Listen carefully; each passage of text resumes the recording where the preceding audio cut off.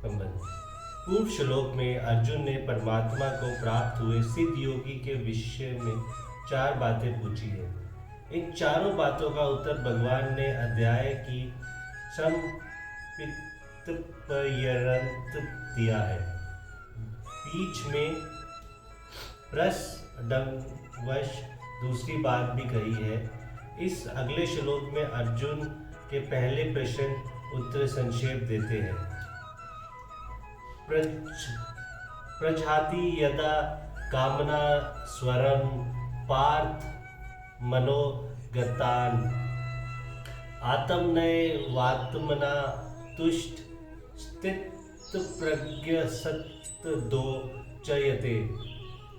श्री भगवान बोले, हे अर्जुन, जिस काल में ये पुरुष मन में स्थित संपूर्ण कामनाओं को भली भांति त्याग देता है और आत्मा से आत्मा में ही संतुष्ट रहता है, उस काल में वह स्थित प्रज्ञ कहा जाता है।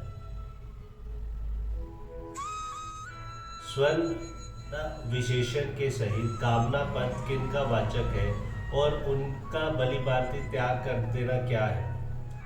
इस श्लोक या परलोक के किसी भी पदार्थ में संयोग या वियोग की जो किसी भी निमित्त से किसी भी प्रकार की मंद या तीव्र कामनाएं मनुष्य के अंतःकरण में हुआ करती है, उन सब का वाचक यहाँ स्वर्ण विशेषण के सहित कामना पद है।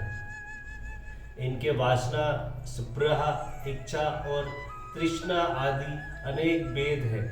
इन सब से सदा के लिए स्वर्था रहित हो जाना ही उनका स्वर्था त्याग कर देना है। वासना, स्पृहा, इच्छा और तृष्णा में क्या अंतर है?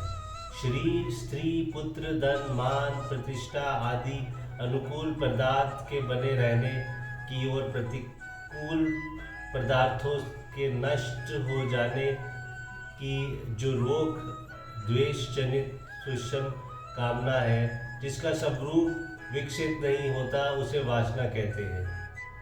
किसी अनुकूल वस्तु के अभाव बोध होने पर जो चित्त में ऐसा भाव होता है कि अमुक वस्तु की आवश्यकता है, उसके बिना काम नहीं चलेगा, इस अपेक्षा रूप कामना को स्पृहा है।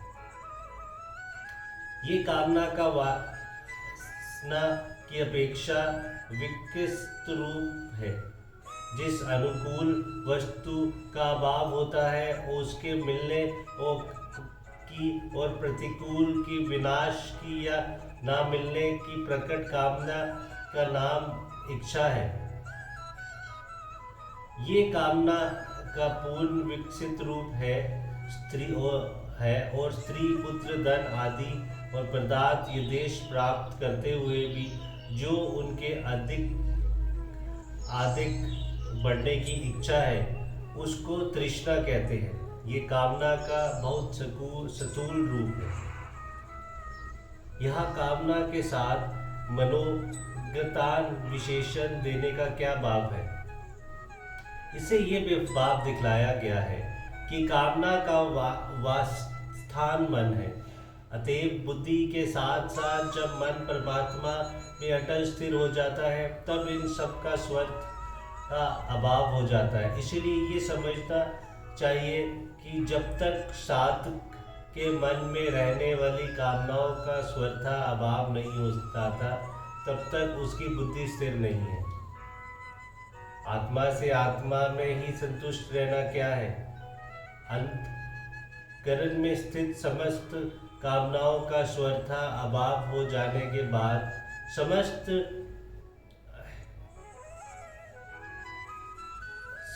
हृदय जगत से स्वर्था अतीत नित्य शुद्ध बुद्ध परमात्मा के यथार्थ स्वरूप को प्रत्यक्ष करके जो उसी में नित्य तृप्त हो जाना है, यही आत्मा से आत्मा में ही संतुष्ट रहना है। तीसरे अध्याय के 17वें श्लोक में भी महापुरुष के लक्षणों में आत्मा में ही तृप्ति और आत्मा में ही संतुष्ट रहने की बात कही गई है।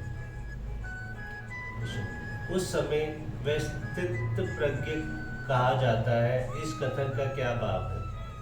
इससे ये भाव दिखलाया गया है कि कर्म योग का साधन करते करते जब योगी की उपयुक्त स्थिति हो जाए तब समझना चाहिए कि उसकी बुद्धि परमात्मा में अटल स्थित हो गई है, अर्थात वह योगी परमात्मा को प्राप्त हो चुका है। जय श्री कृष्ण, जय भगवत गीता।